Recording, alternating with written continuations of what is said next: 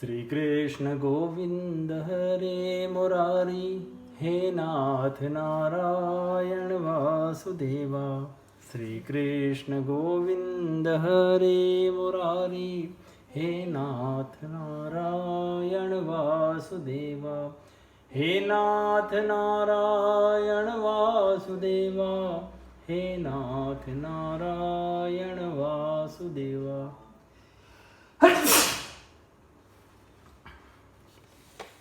श्रीमद् भागवत पुराण दसम स्कंद उत्तरार्ध अथ एकोननवतितमोऽध्याय।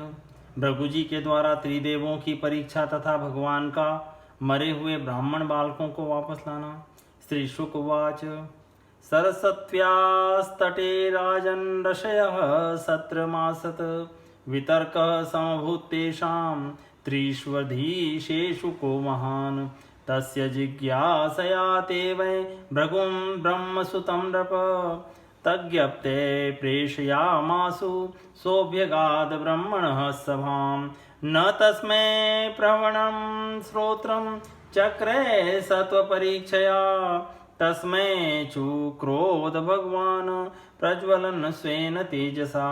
सात्मन्युत्थितं मन्युमात्मजायात्मना प्रभु अशीष मद यथा वह्नि स्वयोन्यावारिणात्मभू।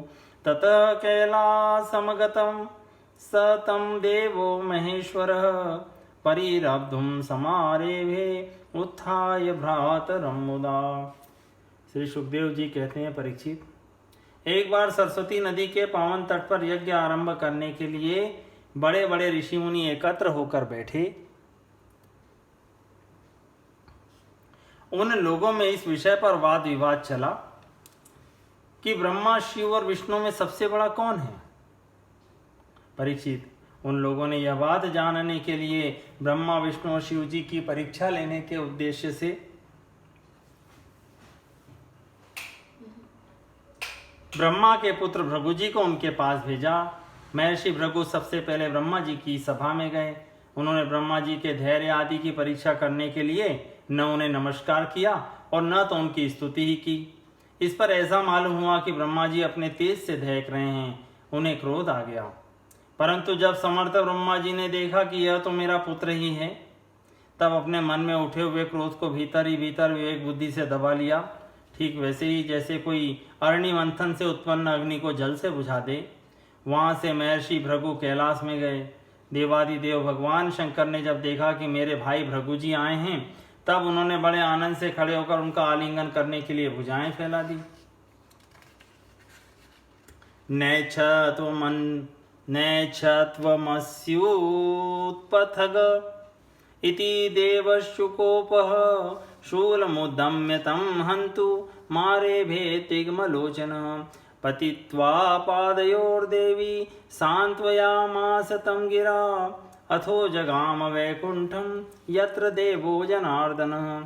शयानं श्रियम् उत्संगे पदावक्षास्यताडयत तत उत्थाय भगवान् स लक्ष्म्या सतां गतिः।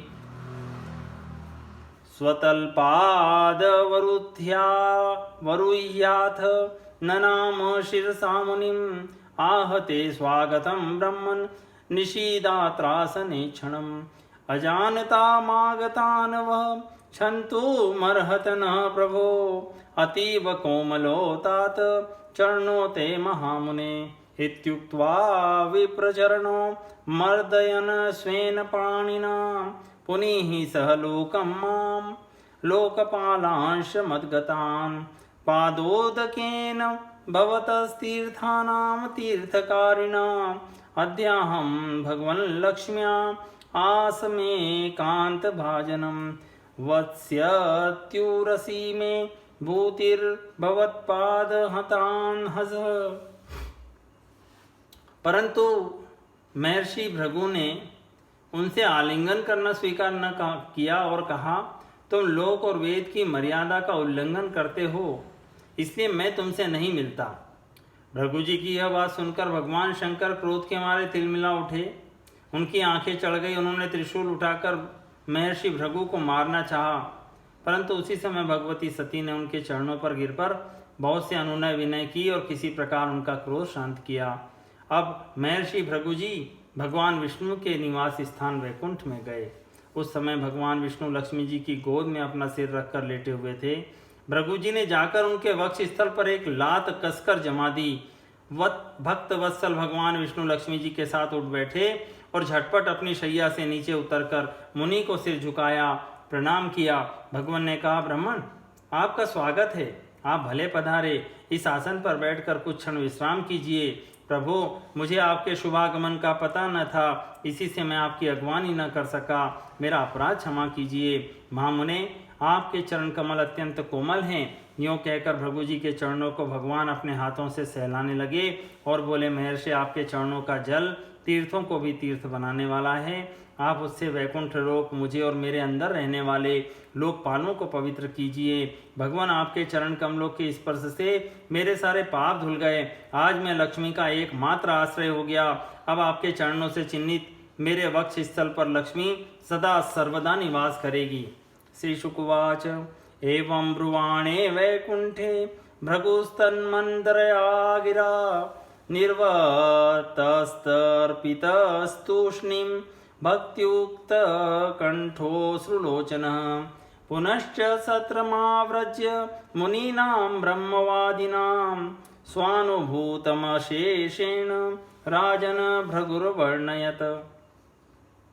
श्री सुखदेव जी कहते हैं, जब भगवान ने अत्यंत गंभीर वाणी से इस प्रकार कहा, तब भृगु जी परम सुखी और तृप्त हो गए। भक्ति के उद्रेक से उनका गला भर आया, आंखों में आंसू छलक आए और वे चुप हो गए। परीक्षित, भृगु जी वहां से लौटकर ब्रह्मवादी मुनियों के सत्संग में आए और उन्हें ब्रह्मा, शिव और भगवान विष्णु के यहाँ जो कुछ अनुभव हुआ वह सब कह सुनाया। तन्निशम्यात मुनयो विस्मिता मुक्त संशया भूयांसं श्रद्धधुर्विष्णु यत शांतिर्यतो भयम् धर्म साक्षात् यतो ज्ञानं वैराग्यं च तदन्वितम् ऐश्वर्यं चाष्टधा यस्माद् यशश्चात्ममलापहम् मुनीनां न्यस्तदण्डानां शान्तानां समचेतसाम् अकिञ्चनानां साधूनां यमाहु परमां गतिं सत्वं यस्य प्रिया मूर्ति ब्राह्मणास्त्विष्टदेवतः भजयन्त्यनाशिष शान्ता यं वा निपुणबुद्धयः त्रिविधा कृतस्तस्य राक्षसासुरासुरा गुणिन्या मायया सृष्टा सत्वं ततीर्थ साधनम। भृगु जी का अनुभव सुनकर सभी ऋषि मुनियों को बड़ा विस्मय हुआ। उनका संदेह दूर हो गया। तब से वे भगवान विष्णु को ही सर्वश्रेष्ठ मानने लगे, क्योंकि वे ही शांति और अभय के उद्गम स्थान हैं। भगवान विष्णु से ही साक्षात धर्म, ज्ञान, वैराग्य, 8 प्रकार के ऐश्वर्य और चित्त को शुद्ध करने वाला यश प्राप्त होता है। शांत, समचित्त, किंचन और सबको अभय देने वाले मुनि साधुओं की वे ही एकमात्र परम गति है, ऐसा सारे शास्त्र कहते हैं। उनकी प्रिय मूर्ति है सत्व और इष्ट देव हैं ब्राह्मण। निष्काम, शांत और निपुण बुद्धि विवेक संपन्न पुरुष उनका भजन करते हैं। भगवान की गुणमयी माया ने राक्षस, असुर और देवता उनकी 3 मूर्तियां बना दी हैं। इसमें सत्वमयी देव मूर्ति ही उनकी प्राप्ति का साधन है। वे स्वयं ही समस्त पुरुषार्थ स्वरूप हैं। श्री शुकवाच, एवं सारस्वता विप्रा नृणां संशयनुत्तये पुरुषस्य पदाम्भोज सेवया तद्गतिं गतः। श्री सुखदेव जी कहते हैं, परीक्षित, सरस्वती तट के ऋषियों ने अपने लिए नहीं, मनुष्यों का संशय मिटाने के लिए ऐसी युक्ति रची थी। पुरुषोत्तम भगवान के चरण कमलों की सेवा करके उन्होंने उसका परम पद प्राप्त किया।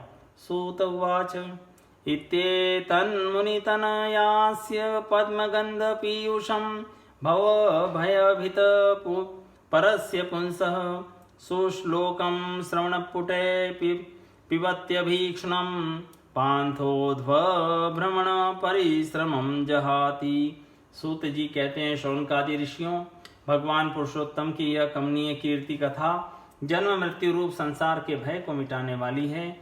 यह व्यास नंदन भगवान श्री सुखदेव जी के मुखारविंद से निकली हुई सुरभिमयी मधुमयी सुधा धारा है। इस संसार के लंबे पथ का जो बटोही अपने कानों के दोनों से इसका निरंतर पान करता है, उसकी सारी थकावट जो जगत में इधर उधर भटकने से होती है दूर हो जाती है। श्री शुकवाच एकदा द्वारवत्यां तु विप्रपत्न्या कुमारक जातमात्रो भूमं स्पृष्ट्वा ममार किल भारत विप्रो गृहीत्वा मृतकं राजद्वार्यपदाय स इदं प्रोवाच विलपन्नातुरो दीनमानस ब्रह्मद्विषष्ठधियो लुब्धस्य विषयात्मनः छत्रबंधो कर्मदोषात् पंचत्वं मे गतोर्भकः। श्री सुखदेव जी कहते हैं, परीक्षित, एक दिन की बात है, द्वारकापुरी में किसी ब्राह्मणी के गर्भ से एक पुत्र पैदा हुआ, परंतु वह उसी समय पृथ्वी का स्पर्श होते ही मर गया। ब्राह्मण अपने बालक का मृत शरीर लेकर राजभवन के द्वार पर गया और वहां उसे रखकर अत्यंत आतुरता और दुखी मन से विलाप करता हुआ यह कहने लगा, इसमें संदेह नहीं कि ब्राह्मण द्रोही, धूर्त, कृपण और विषयी राजा के कर्म दोष से ही मेरे बालक की मृत्यु हुई। हिंसा विहारम नृपतिम दुःशीलम जितेन्द्रियम प्रजा भजन्त्यम सीदंती दरिद्रा नित्य दुःखिताः एवं द्वितीयं विप्रर्षिस्ततीयं त्वेवमेव च विसृज्यन नृपद्वारी तां गाथां संगायत तामर्जुन उपसृत्य कैर्चित् केशवान्तिके परेते नवमे बाले ब्राह्मणं संभाषत किंस्विद ब्रह्म सत्वनिवासे इह नास्ति धनुर्धर राजन्य बंधुरे ते वे ब्राह्मणा सत्र आसते धनदारात्मजा प्रक्ता यत्र शोचन्ति ब्राह्मणा ते वे राजन्यवेषेण नटा जीवन्त्य सुंभरः अहं प्रजावां भगवन् रक्षिष्ये दीनयोरिह अनिस्तीर्ण प्रतिज्ञोऽग्निं प्रवेक्षे हतकल्मषः।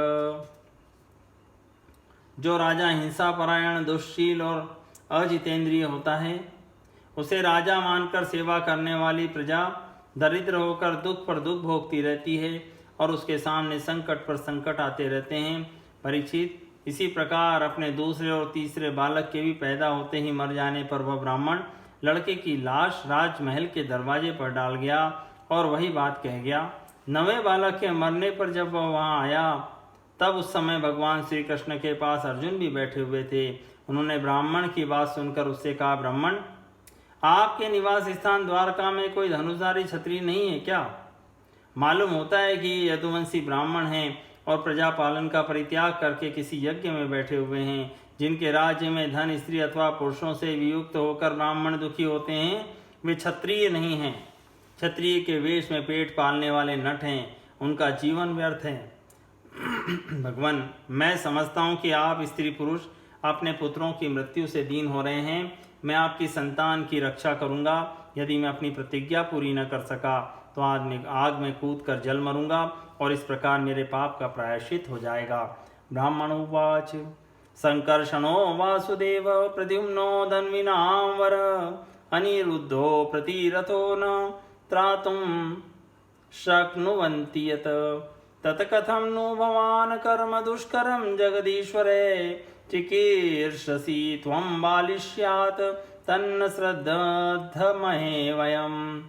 ब्राह्मण ने कहा, अर्जुन, यहाँ बलराम जी भगवान श्री कृष्ण धनुर्धर शिरोमणि प्रद्युम्न अद्वितीय योद्धा अनिरुद्ध भी जब मेरे बालकों की रक्षा करने में समर्थ नहीं है, इन जगदीश्वरों के लिए भी यह काम कठिन हो रहा है, तब तुम इसे कैसे करना चाहते हो? सचमुच यह तुम्हारी मूर्खता है। हम तुम्हारी इस बात पर बिल्कुल विश्वास नहीं कर सकते। अर्जुन उवाच नाहं संकर्षणो ब्रह्मन् न कृष्णकार्ष्णीरेव च अहं वार्जुनो नाम गांडीवं यस्य वै धनुः मावमस्था मम ब्रह्मण वीर्यं त्र्यंबकतोषणं मृत्युं विजित्य प्रधने आनिष्येते प्रजां प्रभु। अर्जुन ने कहा, ब्राह्मण, मैं बलराम, श्री कृष्ण अथवा प्रद्युम्न नहीं हूँ। मैं हूँ अर्जुन, जिसका गांडीव नाम का धनुष विश्वविख्यात है। ब्राह्मण देवता, आप मेरे बल पौरुष का तिरस्कार मत कीजिए। आप जानते नहीं, मैं अपने पराक्रम से भगवान शंकर को संतुष्ट कर चुका हूँ। भगवान, मैं आपसे अधिक क्या कहूँ। मैं युद्ध में साक्षात मृत्यु को भी जीत कर आपको संतान ला दूंगा। एवं विश्रम्भितो विप्र फाल्गुनेन परम तप जगाम स्वग्रहं प्रीत पार्थ वीर्यं निशामयम् प्रसूति काल आसन्ने भार्याया द्विजसत्तम पाहि पाहि प्रजां मृत्यो रीत्याहार्जुन मातुरः सौपस्पृश्य शुच्यम्भो नमस्कृत्य महेश्वरं दिव्यान्यस्त्राणि संस्मृत्य संजम गाण्डीवमाददे न्यरूणत सूतिकागारं शरैर्नास्त्रयोजिते तीर्यगूर्ध्वं मध पार्श्वश्चकार शरपञ्जरं ततः कुमार संजातो विप्रपत्न्यारुदनमो सद्यो दर्शनमाप्येते स्वशरीरो विहाय सा तदा विप्रो विजयम् विनिन्दन कृष्ण सन्निधो मौढ्यं पश्यतमेयोऽहं श्रद्धधे क्लीबकथनं न प्रद्युम्नो नानिरुद्धो न रामो न च केशवः यस्य शेको परित्रातुं कोऽन्यस्तदवितेश्वरः दिगर्जुनं मृषावादं दृगात्मश्लाघिनो धनु देवोपस्रष्टं यो मोढ्या दानिनी शति दुर्मतिः एवं शपति विप्रर्षो विद्यामास्थाय फाल्गुनः ययो संयम मणिमाशु यत्रास्ते भगवान् यमः विप्रापत्यं चक्षाणतस्त ऐन्द्रिमगातपुरीम् आग्नेयीं नैऋतिं सौम्यां वायं व्यां वारुणीमथ रसातलमनाकपृष्ठं धृष्ण्यान्यन्यान्युदायुधः। परीक्षित, जब अर्जुन ने उस ब्राह्मण को इस प्रकार विश्वास दिलाया, तब वह लोगों से उनके बल पौरुष का बखान करता हुआ बड़ी प्रसन्नता से अपने घर लौट गया। प्रसव का समय निकट आने पर ब्राह्मण आतुर होकर अर्जुन के पास आया और कहने लगा, इस बार तो मेरे बच्चे को मृत्यु से बचा लो। यह सुनकर अर्जुन ने शुद्ध जल से आचमन किया तथा भगवान शंकर को नमस्कार किया। फिर दिव्य अस्त्रों का स्मरण किया और गांडीव धनुष पर डोरी चढ़ाकर उसे हाथ में ले लिया। अर्जुन ने बाणों को अनेक प्रकार के अस्त्र मंत्रों से अभिमंत्रित करके प्रसव गृह को चारों ओर से घेर दिया। इस प्रकार उन्होंने सूतिका ग्रह के ऊपर नीचे अगल बगल बाणों का एक बड़ा सा पिंजरा बना दिया। इसके बाद ब्राह्मणी के गर्भ से एक शिशु पैदा हुआ जो बार बार रो रहा था, परंतु देखते ही देखते वह सशरीर आकाश में अंतर्ध्यान हो गया। अब वह ब्राह्मण भगवान श्री कृष्ण के सामने ही अर्जुन की निंदा करने लगा और बोला, मेरी मूर्खता तो देखो, मैंने इस नपुंसक की डींग भरी बातों पर विश्वास कर लिया। भला जिसे प्रद्युम्न, अनिरुद्ध, यहाँ तक कि बलराम और भगवान श्री कृष्ण भी न बचा सके, उसकी रक्षा करने में और कौन समर्थ है। मिथ्यावादी अर्जुन को धिक्कार है। अपने मुंह अपनी बड़ाई करने वाले अर्जुन के धनुष को धिक्कार है। अरे इसकी दुर्बुद्धि तो देखो, यह मूर्तावश उस बालक को लौटा लाना चाहता है जिसे प्रारब्ध ने हमसे अलग कर दिया है। जब वह ब्राह्मण इस प्रकार उन्हें भला बुरा कहने लगा, तब अर्जुन योग बल से तत्काल संयमनीपुरी में गए, जहाँ भगवान यमराज निवास करते हैं। वहाँ उन्हें ब्राह्मण का बालक नहीं मिला। फिर वे शस्त्र लेकर क्रमशः इंद्र, अग्नि, निरति, सोम, वायु और वरुण आदि की पुरियों में, अतलादि नीचे के लोकों में और स्वर्ग के ऊपर के महरलोक आदि में एवं अन्यान्य स्थानों पर गए। ततो लब्ध द्विजसुतो हर्निस्तीर्ण प्रतिश्रुत अग्निं विवीक्षु कृष्णेन प्रयुक्त प्रतिषेधता दर्शये द्विजसूनुस्ते मावज्ञात्मानमात्मना ये तेन कीर्ति विमलां मनुष्याः स्थापयिष्यन्ति इति संभाष्य अर्जुन।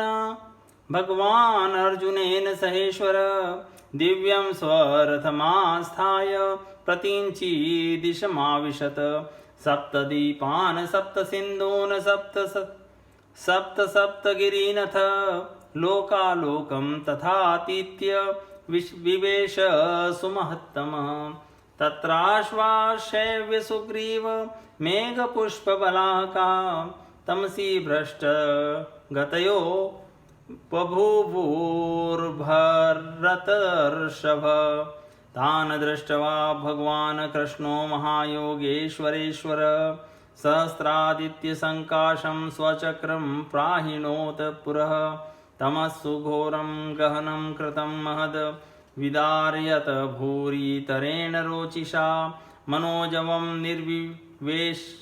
निर्विवेशे सुदर्शनं गुणच्युतो रामशरो यथा चमु द्वारेण चक्रानुपथेन तप्तमः परं ज्योतिरनन्तपारं समश्नुवानं प्रसमीक्ष्य फाल्गुन प्रताड़ितोऽपि दधे क्षिणियुभे। परंतु कहीं भी उन्हें ब्राह्मण का बालक न मिला, उनकी प्रतिज्ञा पूरी न हो सकी। अब उन्होंने अग्नि में प्रवेश करने का विचार किया, परंतु भगवान श्री कृष्ण ने उन्हें ऐसा करने से रोकते हुए कहा, भाई अर्जुन, तुम अपने आप अपना तिरस्कार मत करो। मैं तुम्हें ब्राह्मण के सब बालक अभी दिखाई देता हूँ। आज जो लोग तुम्हारी निंदा कर रहे हैं वे ही फिर हम लोगों की निर्मल कीर्ति की स्थापना करेंगे। सर्वशक्तिमान भगवान श्री कृष्ण इस प्रकार समझा बुझाकर अर्जुन के साथ अपने दिव्य रथ पर सवार हुए और पश्चिम दिशा को प्रस्थान किया। उन्होंने 7 पर्वतों वाले 7 द्वीप, 7 समुद्र और लोकालोक पर्वत को लांघ कर घोर अंधकार में प्रवेश किया। परीक्षित वह अंधकार इतना घोर था कि उसमें शैव्य, सुग्रीव, मेघपुष्प और बलाक नाम के चारों घोड़े अपना मार्ग भूलकर इधर उधर भटकने लगे। उन्हें कुछ सूझता ही न था। योगेश्वरों के भी परमेश्वर भगवान श्री कृष्ण ने घोड़ों की यह दशा देखकर अपने सहस्त्र सूर्यों के समान तेजस्वी चक्र को आगे चलने की आज्ञा दी। सुदर्शन चक्र अपने ज्योतिर्मय तेज से स्वयं भगवान के द्वारा उत्पन्न उस घने एवं महान अंधकार को चीरता हुआ मन के समान तीव्र गति से आगे आगे चला। उस समय वह ऐसा जान पड़ता था मानो भगवान राम का बाण धनुष से छूटकर राक्षसों की सेना में प्रवेश कर रहा हो। इस प्रकार सुदर्शन चक्र के द्वारा बतलाए हुए मार्ग से चलकर रथ अंधकार के अंतिम सीमा पर पहुंचा। उस अंधकार के पार सर्वश्रेष्ठ पारावार सहित व्यापक परम ज्योति जगमगा रही थी। उसे देखकर अर्जुन की आंखें चौंधिया गई और उन्होंने विवश होकर अपने नेत्र बंद कर लिए। तथा प्रविष्ट सलिलम नवस्वता बलीय सैजद बृहदूर्मिभूषणं तत्राद्भुतं वैभवनं द्युमत्तमं भ्राञ्जन्मणिस्तम्भसहस्रशोभितं तस्मिन् महाभीमनन्तमद्भुतं सहस्रमूर्धन्यफलामणिद्युवि विभ्राजमानं द्विगुणोल्बणेक्षणं सीताचलाभं सितिकण्ठजिह्वं ददर्श तद्भोगसुखासनं विभुं महानुभावं पुरुषोत्तमोत्तमं सान्द्राम्बुदाभं सुपिशगवाससं प्रसन्नवक्त्रं रुचिरायतेक्षणं महामणिव्रातकिरीटकुण्डल प्रभारी क्षिप्तसहस्रकुन्तलं प्रलम्बचार्वष्टभुजं सकौस्तुभं श्रीवत्सलक्ष्मं वनमालयावृतं सुनन्दनन्दप्रमुखे स्वपार्षदे चक्रादिभिर्मूर्तिधरेर्निजार्युधे पुष्टया श्रिया कीर्त्य जयाखिलद्भिः निषेव्यमानं परमेष्टिनाम पतिं ववन्दात्मानमन्तमच्युतो जिष्णुश्च तद्दर्शन जात साध्वसः तावाह भूमा परमेष्टिनां प्रभु बद्धांजलि सस्मित मूर्जया गिरा। इसके बाद भगवान के रथ ने दिव्य जल राशि में प्रवेश किया। बड़ी तेज आंधी चलने के कारण उस जल में बड़ी बड़ी तरंगें उठ रही थी जो बहुत ही भली मालूम होती थी। वहाँ एक बड़ा सुंदर महल था। उसमें मणियों के सहस्त्र खंभे चमक चमक कर उसकी शोभा बढ़ा रहे थे। और उसके चारों ओर बड़ी उज्ज्वल ज्योति फैल रही थी। उसी महल में भगवान शेष जी विराजमान थे। उनका शरीर अत्यंत भयानक और अद्भुत था। उनके सहस्त्र सिर थे और प्रत्येक फण पर सुंदर सुंदर मणियाँ जगमगा रही थी। प्रत्येक सिर में 2-2 नेत्र थे और वे बड़े ही भयंकर थे। उनका संपूर्ण शरीर कैलाश के समान श्वेत वर्ण का था और गला तथा जीभ नीले रंग की थी। परीक्षित अर्जुन ने देखा कि शेष भगवान की सुखमयी शैया पर सर्वव्यापक महान प्रभावशाली परम पुरुषोत्तम भगवान विराजमान हैं। उनके शरीर की कांति वर्षाकालीन मेघ के समान श्यामल है। अत्यंत सुंदर पीला वस्त्र धारण किए हुए हैं। मुख पर प्रसन्नता खेल रही हैं और बड़े बड़े नेत्र बहुत ही सुहावने लगते हैं। बहुमूल्य मणियों से जटित मुकुट और कुंडलों की कांति से सहस्त्रों घुंघराली अलकें चमक रही हैं। लंबी लंबी सुंदर 8 भुजाएं हैं। गले में कौस्तुभ मणि हैं। वक्ष स्थल पर श्री वस्त्र का चिन्ह है और घुटनों तक वनमाला लटक रही है। अर्जुन ने देखा कि उनके नंद सुनंद आदि अपने पार्षद, चक्र सुदर्शन आदि अपने मूर्तिमान आयुध तथा पुष्टि श्री कीर्ति और अजा ये चारों शक्तियां एवं संपूर्ण रिद्धियां ब्रह्मादि लोकपालों के अधीश्वर भगवान की सेवा कर रही हैं। परीक्षित, भगवान श्री कृष्ण ने अपने ही स्वरूप श्री अनंत भगवान को प्रणाम किया। अर्जुन ने उनके दर्शनों से कुछ भयभीत हो गए थे। श्री कृष्ण के बाद उन्होंने भी उनको प्रणाम किया और वे दोनों हाथ जोड़कर खड़े हो गए। अब ब्रह्मादि लोकपालों के स्वामी भूमा पुरुष ने मुस्कुराते एवं मधुर और गंभीर स्वर में कहा,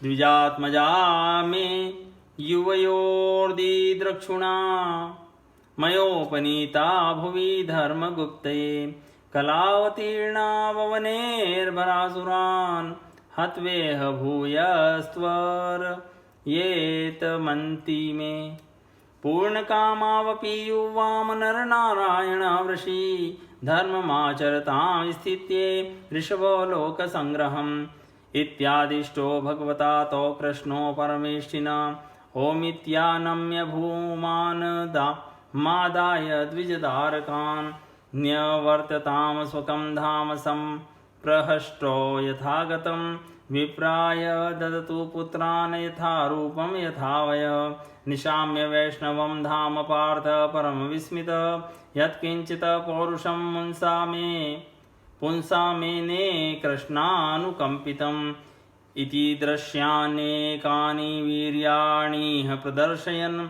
बुभुजे विषयान् ग्राम्यानि जे ख्यात्योर्जितेर्मखे प्रववर्षाखिलान् कामान् प्रजासु ब्रह्मणादिषु यथा कालं यथेवेन्द्रो भगवान् चेष्टय्यमास्थित हत्वा नपान् धर्मिष्ठान् घातयित्वा अर्जुनादिभिः अंजसा वर्तयामास धर्मं धर्मसुतादिभिः। श्री कृष्ण और अर्जुन, मैंने तुम दोनों को देखने के लिए ही ब्राह्मण के बालक अपने पास मंगा लिए थे। तुम दोनों ने धर्म की रक्षा के लिए मेरी कलाओं के साथ पृथ्वी पर अवतार ग्रहण किया है। पृथ्वी के भार रूप दैत्यों का संहार करके शीघ्र से शीघ्र तुम लोग फिर मेरे पास लौट आओ। तुम दोनों ऋषिवर नर और नारायण हो। यद्यपि तुम पूर्ण काम और सर्वश्रेष्ठ हो, फिर भी जगत की स्थिति और लोक संग्रह के लिए धर्म का आचरण करो। जब भगवान भूमा पुरुष ने श्री कृष्ण और अर्जुन को इस प्रकार आदेश दिया, तब उन लोगों ने उसे स्वीकार करके उन्हें नमस्कार किया और बड़े आनंद के साथ ब्राह्मण बालकों को लेकर जिस रास्ते से जिस प्रकार आए थे, उसी से वैसे ही द्वारका में लौट आए। ब्राह्मण के बालक अपनी आयु के अनुसार बड़े बड़े हो गए थे। उनका रूप और आकृति वैसी थी जैसी उनके जन्म के समय थी। उन्हें भगवान श्री कृष्ण और अर्जुन ने उनके पिता को सौंप दिया। भगवान विष्णु के उस परम धाम को देखकर अर्जुन के आश्चर्य की सीमा न रही। उन्होंने ऐसा अनुभव किया कि जीवों में जो कुछ बल पौरुष है, वह सब भगवान श्री कृष्ण की कृपा का फल है। परीक्षित, भगवान ने और भी ऐसी अनेकों ऐश्वर्य और वीरता से परिपूर्ण लीलाएं की। लोकद्वीप के साधारण लोगों के समान सांसारिक विषयों का भोग किया और वे बड़े बड़े महाराजाओं के समान श्रेष्ठ श्रेष्ठ यज्ञ किए। भगवान श्री कृष्ण ने आदर्श महापुरुषों का सा आचरण करते हुए ब्राह्मण आदि समस्त प्रजा वर्गों के सारे मनोरथ पूर्ण किए। ठीक वैसे ही जैसे इंद्र प्रजा के लिए समयानुसार वर्षा करते हैं, उन्होंने बहुत से अधर्मी राजाओं को स्वयं मार डाला और बहुतों को अर्जुन आदि के द्वारा मरवा डाला। इस प्रकार धर्मराज युधिष्ठिर आदि धार्मिक राजाओं से उन्होंने अनायास ही सारी पृथ्वी में धर्म मर्यादा की स्थापना करा दी। इति श्रीमद्भागवते महापुराणे पारमहंस्यां संहितायां दशम स्कंदे उत्तरार्धे द्विजकुमारानयनं नाम एकोननवतितमोऽध्यायः सम्पूर्णम्।